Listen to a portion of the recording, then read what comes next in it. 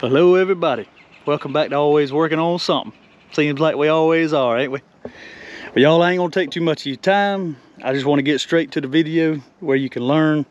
I bought this L4701 here recently, and if anybody following my channel knows, I've been putting a little bit of stuff on there about it. I think the loader is very underpowered for what it is. It does pretty good, but when you get into a load of dirt, trying to scoop up a load of dirt or anything kind of heavy like that, the breakout power for the loader when you curling up just ain't enough. I read that you could shim these things and get a little more pressure out of them, so that's what I'm doing.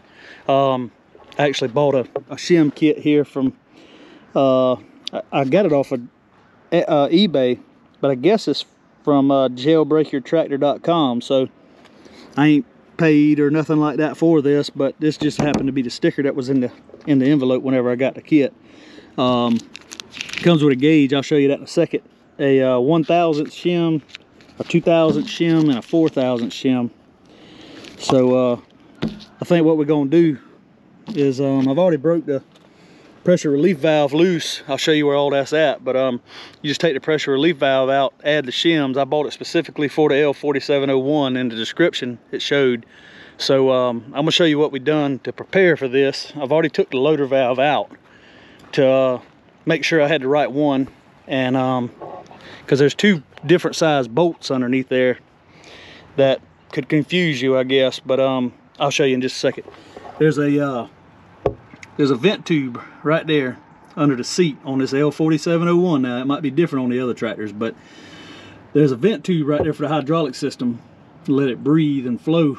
So I put a cap plug over that because it's got a little tiny hole in the end of it to let it flow. So I put a cap plug over that where it would kind of keep a suction on the fluid to keep it from leaking out so bad whenever I take it out. So I've already taken the valve out, and this is how much fluid I've lost. Maybe I don't know, maybe a cup of fluid, if that.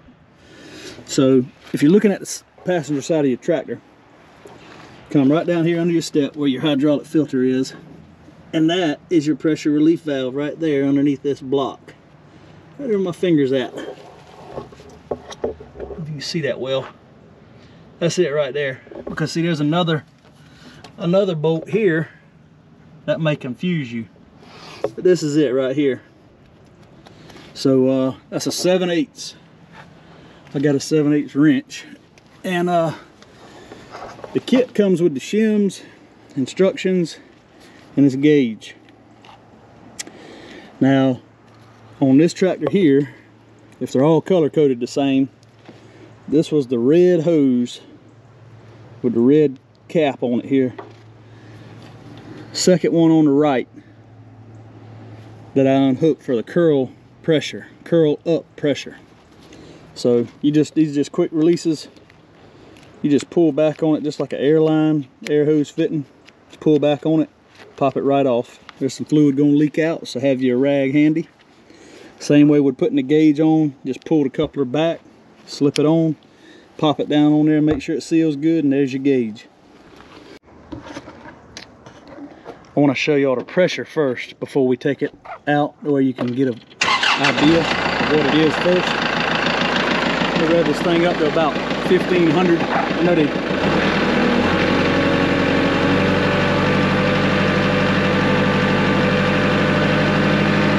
1,500 RPMs. Let's see what the pressure is. I'm gonna tilt. I'm gonna act like I'm curling the bucket up. So here we go. About 2,700 pounds of pressure. 2,700 pounds of pressure at 1,500 RPMs. I think I give $150 or something like that for this. You could get the shims fairly cheap, I know, from the Kubota, but or from anywhere really, probably, but I don't know that you'll get the shims and a gauge for $150. I'm probably wrong about that, but I just feel like that gauge probably cost a pretty penny to have a decent gauge. So anyway, without further ado, let's go ahead and get started on taking this valve out of here. I'm gonna Try to set you guys up to where you can see the absolute best. All right, y'all, so here we go. I got my 7/8 wrench. I'm used to open in and just go in between the bar for the loader and the hydraulic block here. And another thing you can do is wiggle your stick around up here, just to make sure you got all the pressure off the line, any lines. And then start taking it out. I've already took it out one time, so we're probably gonna lose about the same amount of fluid that we had in it again, which was about a cup. So might want to have you a little bit of hydraulic fluid, whatever this calls for. I'll have to find out, but find out and see, and get a little more to add back to it.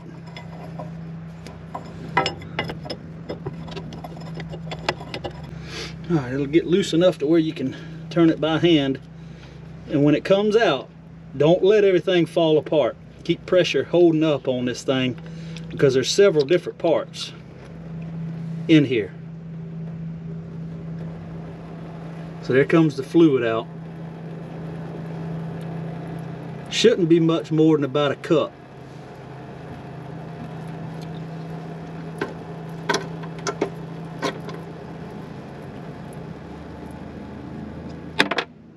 There's the piece that was stuck in there. All right, guys, we got our relief valve out. This is it. Make sure that plunger comes out. I mean, I guess if it don't and stays up in there, it's okay, but mine fell out. It come out the first time, and then when I put it back in there, it got stuck and fell out after I'd taken everything out. But it goes just like that, tip up. So what we'll do is O-ring on here. Try not to damage O-ring. There's a spring. Set the spring to the side, and there's some fluid in here. I'm gonna try to dump this fluid out without losing the shims, but there's already shims in here. There's already some shims in here.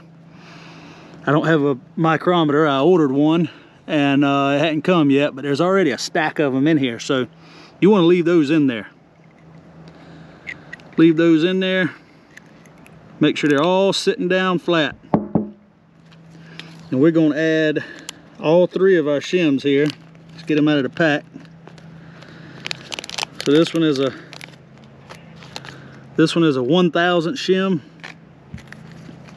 Here's a 2,000 shim and a 4,000 shim. Yeah, stuck to the pack. There we go. So all together for what, 7 thousandths added pressure. Not a whole lot, but it'll probably make a heck of a difference. So we're just gonna drop them down in here. Look down in there and make sure they're flat. You don't want to be putting nothing, this spring or anything back in there when I'm not flat. So we'll reassemble everything. Shims go in first, spring goes in, and then this little seating valve here goes in last. All right, so we'll go back to the tractor and get set up and put it back in and try it. All right, so here we go back in with it. Just come straight up underneath the loader frame. Line it up. Don't force anything. Get it started and turn it as far as you can by hand. Now, we lost probably about a cup of fluid, I would imagine, by doing this. If you want to find some sort of plug before you do it, I'm not quite sure what the thread size is. I mean, I'd recommend doing it if you can find one, but we've lost about a cup of fluid taking this out and letting it drain. So, and I don't have a torque spec on this, and it don't have one in the directions, but whenever I took this thing loose, it wasn't like it was torqued to any specific spec. It was just tightened, you know, till it stops, and probably just give it a little snug, nothing crazy to where you over tightening it. I'd make sure it's sealed and should be good. So right there, we just hit tight. So I'll just make sure it's tight, that's all.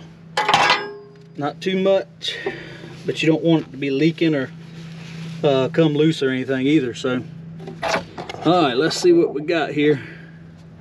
as far as I can get you all out of here. See, this is, I've done this twice, so kind of hard to tell, but I mean, there may be 2 cups of fluid there in that bucket. So I've took the valve out twice, so I've lost fluid twice. So anyway, all right, we're gonna crank it back up. I left the RPM gauge, or the RPM stick exactly where it was. So let's fire it up and see what it does now on the pressure.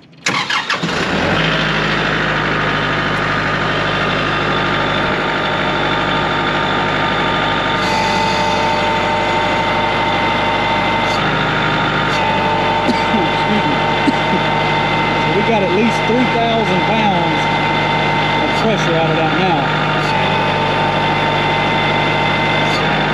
So that ought to help out a lot. And that's at 1,500 RPM, so when you go up to a higher RPM, it's going to be higher, of course.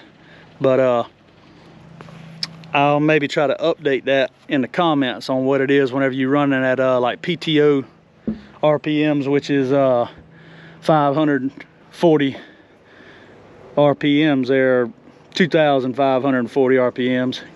But anyway, guys, that's just how easy it is to be able to get a little more power out of your loader. I mean, I understand that they do this for the sake of the machine, not tearing it up, and also picking the back of the machine up. I think safety is possibly their objective here, you know. So you don't want to warp or bend or twist your loader by doing it either, but I just feel like a tractor this size, I mean, if you put the bucket in the dirt, the thing ought to be able to pick up a full load of dirt. So anyway, I appreciate it. If I can help answer any questions, I will. I hope that was pretty much straightforward as it could be. Don't forget to take your cap plug off of your vent tube underneath the seat when you get done. Also take your gauge out and reinstall your line back on there, or your loader won't operate. Part of it will, but your curl won't. But anyway, I appreciate y'all watching. I hope it helps somebody. If I can answer any questions, please put them in the comments, and I'll be happy to answer them the best way I can. Thank y'all for watching. We'll see you next time.